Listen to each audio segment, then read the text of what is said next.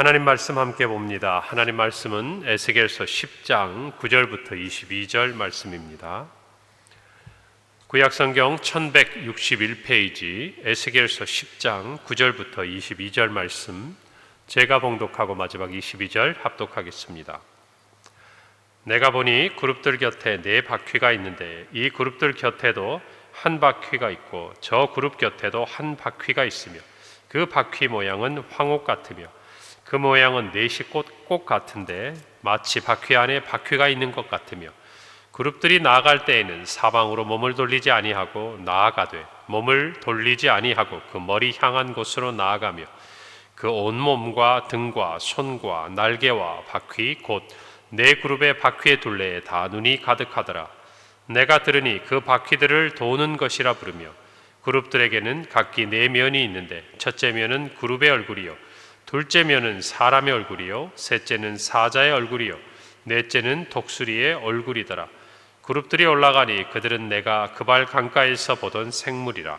그룹들이 나아갈 때에는 바퀴도 그 곁에서 나아가고 그룹들이 날개를 들고 땅에서 올라가려 할 때에도 바퀴가 그 곁을 떠나지 아니하며 그들이 서면 이들도 서고 그들이 올라가면 이들도 함께 올라가니 이는 생물의 영이 바퀴 가운데 있음이더라.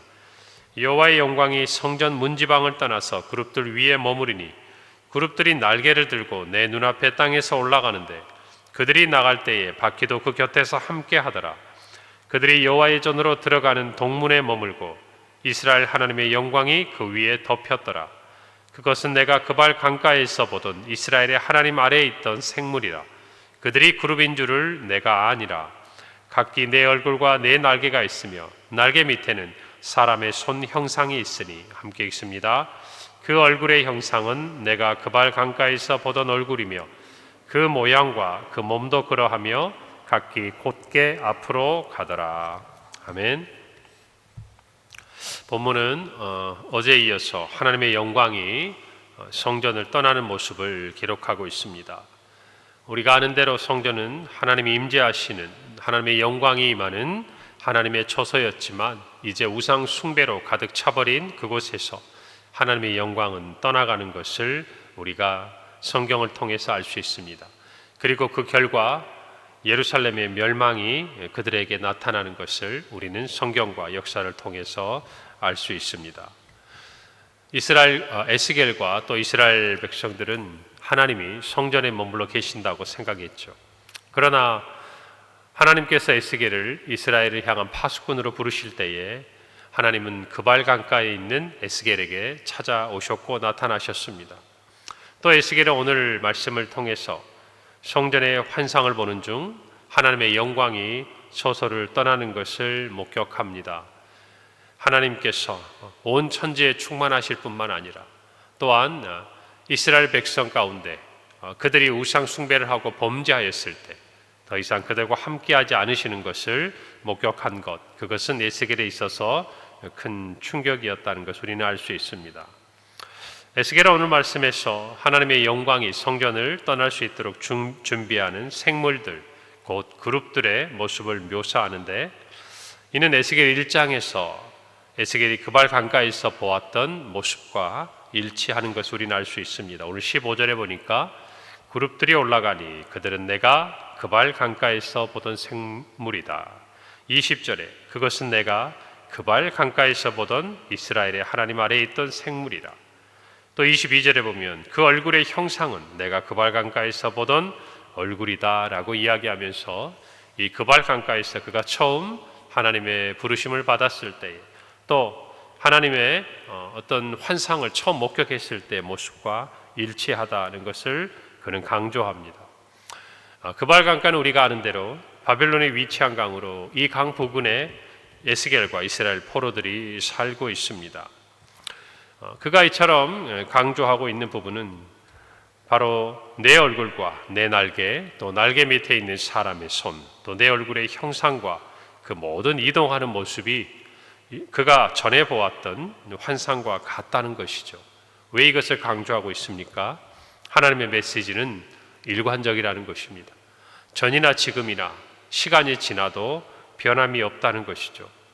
그리고 그가 전하는 이 하나님의 말씀은 동일하게 유다 백성들의 전과 같다는 것을 그는 힘주어 강조하고 있습니다. 다시 말하면 하나님의 이 환상을 통해 보여주는 메시지는 반드시 이루어질 것이기 때문에 돌이키라는 것이죠. 회개하라는 것이죠. 하나님의 이 심판은 예전부터 작정되었던 것이고 선포되었던 것이고 또 그대로 이루어질 것이기 때문에 변함없는 하나님의 말씀이기 때문에 이스라엘 백성들이 속히 그들의 자리에서 돌아와야 한다고 에스겔은 말하고 있는 것입니다. 오늘 12절에 보면 그 온몸과 등과 손과 날개와 바퀴 곧 네 그룹의 바퀴의 둘레에 다 눈이 가득하다 그랬습니다. 그룹들과 천사들의 바퀴에 그 둘레에는 눈이 가득했습니다. 무엇을 의미하고 있겠습니까? 하나님이 온 세상을 이와 같이 지켜보고 계신다는 것을 의미하는 것 아니겠습니까? 하나님의 성전에 그들이 하나님을 예배하는지 아니면 우상을 섬기는 정말 하나님의 죄악에 가득한 그러한 장소로 바꾸어 버렸는지 숨길 수가 없다는 것이죠. 하나님이 다 보고 계신다는 것입니다. 감찰하고 계신다는 것이에요. 저와 여러분 모두도 오늘 하루를 지나가면서 어쩌면 우리가 스스로 생각하기에 하나님이 이것은 모르실 거야, 하나님은 여기 함께 계시지 않는 것처럼 우리의 마음에 속삭이는 메시지가 들리고 또 우리의 원수의 정말 그 말이 우리의 마음에 찾아와 우리로 하여금 마치 하나님이 없는 것처럼 행동하는 그러한 시간들이 있지 않도록 우리 자신을 잘 돌아봐야 할 것이라고 믿습니다.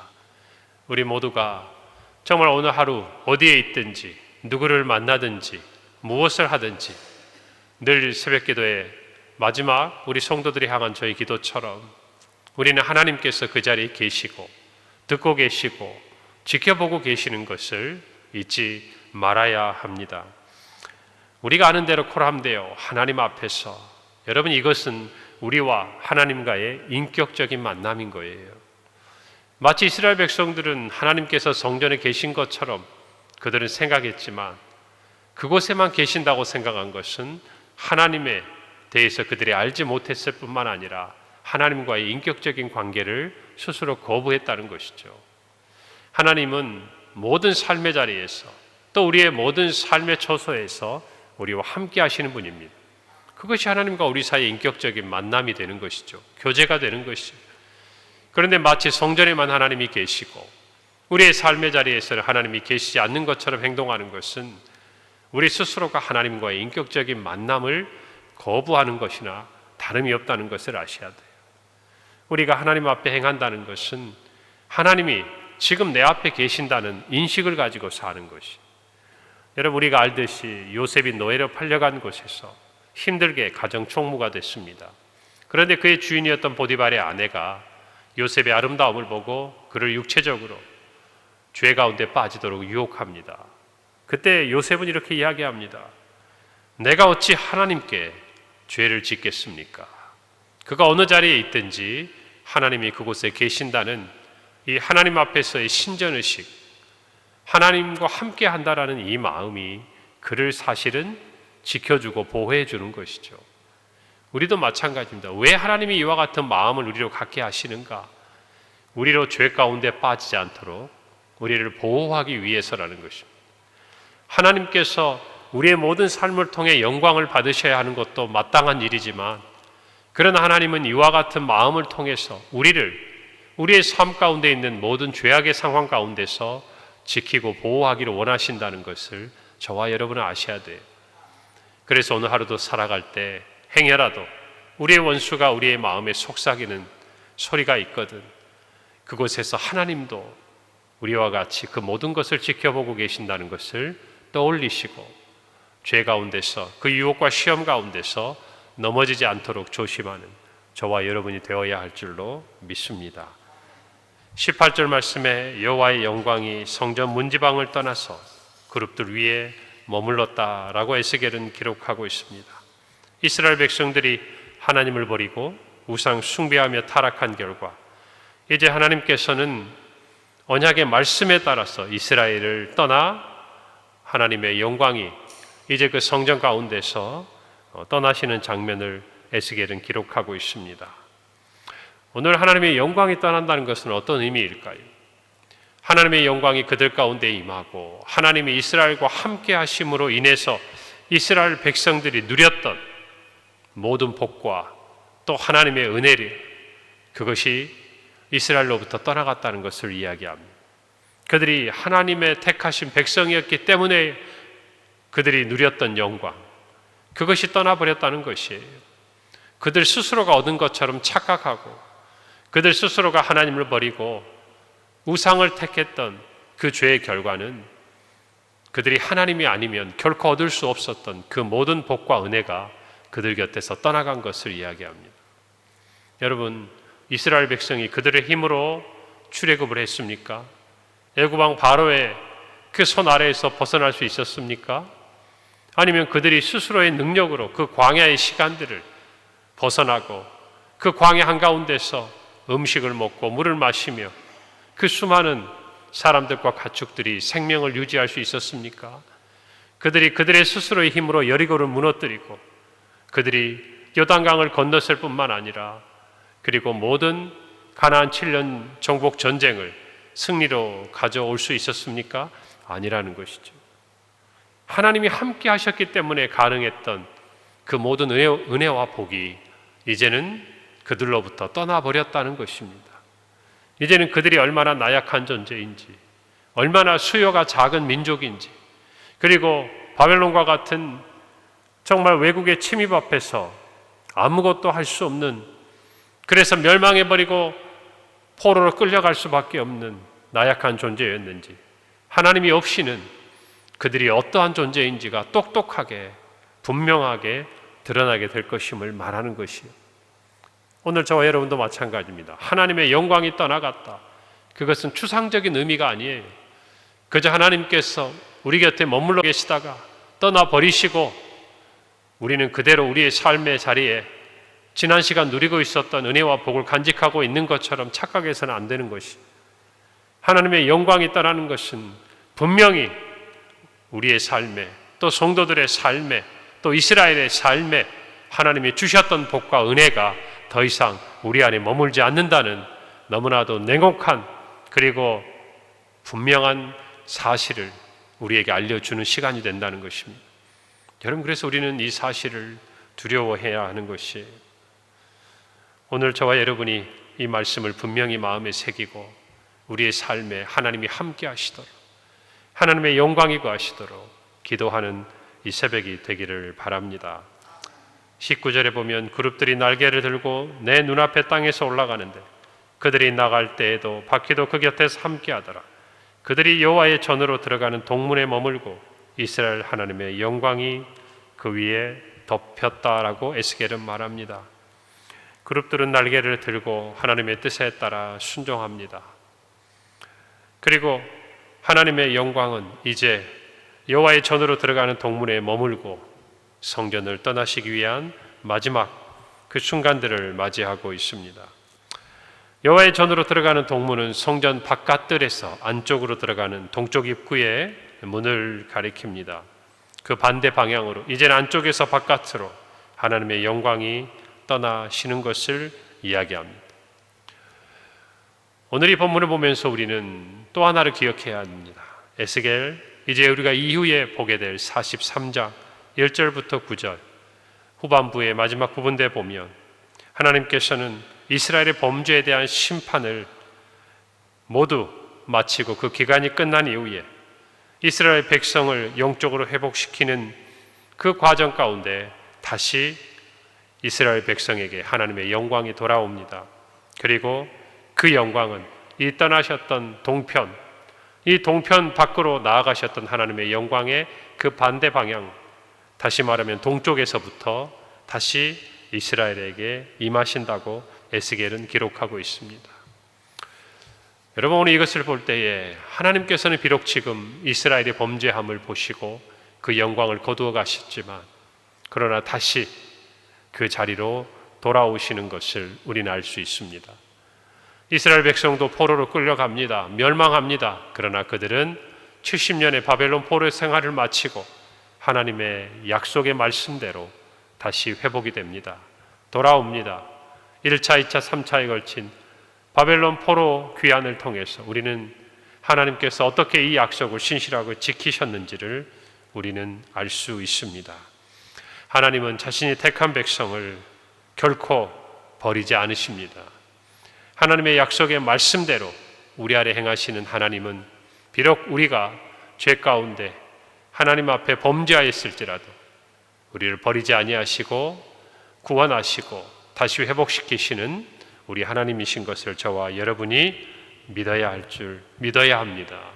오늘 이 사실을 마음에 새기고 설령 우리의 마음속에 죄 가운데 지금 하나님하고 멀어져 있는 우리의 모습이 있다면 회개하고 돌이키시기를 바랍니다.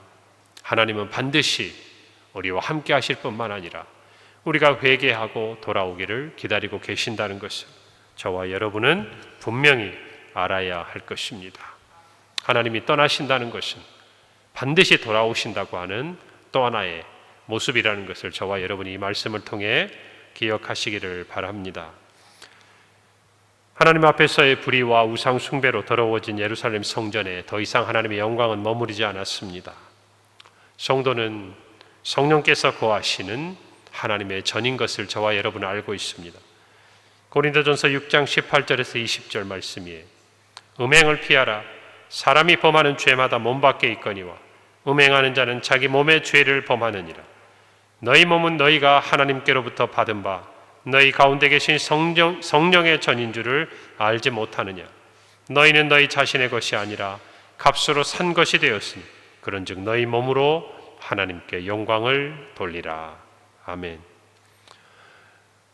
우상 숭배는 영적인 간음과 같습니다. 오늘 고린도 교회에게 바울은 편지하면서 음행을 피하라는 하나의 중요한 이유로 우리의 몸이 우리가 하나님께 받은 바 우리 가운데 계신 성령의 전이라고 이야기하고 있습니다. 저와 여러분 모두는 예수 그리스도의 대속의 은혜로 하나님의 자녀가 되었습니다. 우리의 몸도 우리의 영혼도 우리의 마음 모든 것도 주님의 것이라는 것을 저와 여러분 알아야 합니다. 오늘 우리가 믿음으로 산다는 것은 우리가 정말 우리의 몸이 성령의 전이라는 것을 인식하고 사는 거예요. 오늘 하루 성령께서 우리 안에 내주하고 계심을 저와 여러분이 믿으면서 성령과 함께 성령을 따라 행하며 우리의 몸이 성령의 전이라는 이 분명한 사실 앞에서 흔들리지 않고 믿음으로 살아가는 저와 여러분이 되시기를 바랍니다. 이 사실만 잊지 않아도 저와 여러분이 삶의 시험과 유혹의 모든 자리에서 믿음으로 승리할 수 있는 능력을 얻게 되리라 믿습니다.